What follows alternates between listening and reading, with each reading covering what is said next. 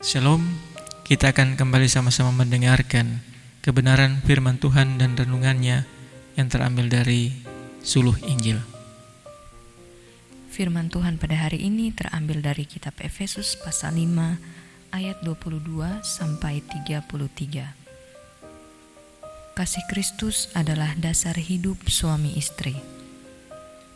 Hai istri, tunduklah kepada suamimu seperti kepada Tuhan, karena suami adalah kepala istri sama seperti Kristus adalah kepala jemaat.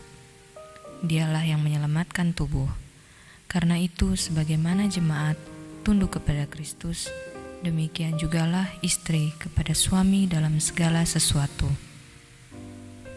Hai suami, kasihilah istrimu sebagaimana Kristus telah mengasihi jemaat dan telah menyerahkan dirinya baginya untuk menguduskannya sesudah ia menyucikannya dengan memandikannya dengan air dan firman, supaya dengan demikian ia menempatkan jemaat di hadapan dirinya dengan cemerlang, tanpa cacat atau kerut atau rupa yang serupa itu, tetapi supaya jemaat kudus dan tidak bercela.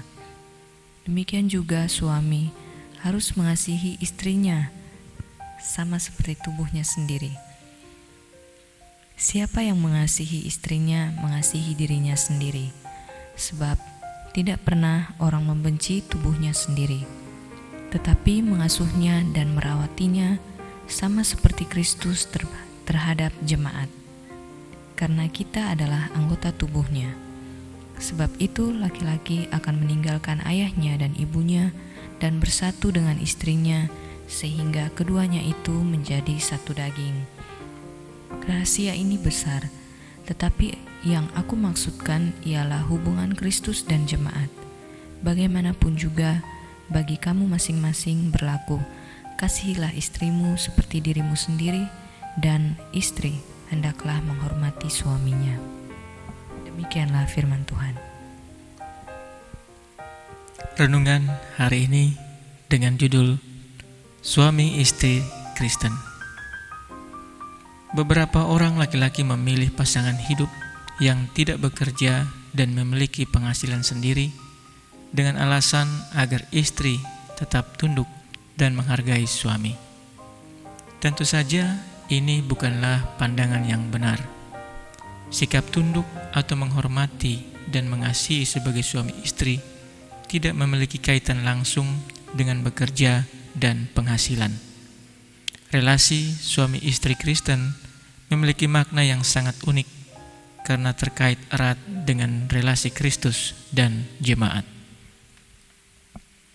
Rasul Paulus mengajarkan kepada orang-orang Efesus yang baru menjadi Kristen, termasuk keluarga dan pasangan suami istri yang tadinya non-Kristen. Ia menolong mereka memahami sesungguhnya relasi suami istri Kristen merupakan miniatur yang merefleksikan relasi antara Yesus Kristus dan jemaat. Seorang suami mencintai istrinya seperti Kristus mencintai jemaatnya, dan seorang istri menghormati suaminya seperti jemaat menghormati wibawa Kristus sebagai kepala. Status seorang suami sebagai kepala bersumber dan dibentuk dari status Kristus sebagai kepala jemaat.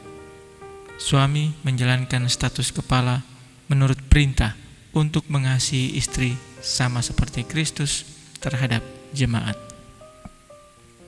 Cara mengasihi adalah berkorban, dan tujuan mengasihi adalah kebaikan penuh bagi istri, yakni kudus, tanpa cacat atau kerut.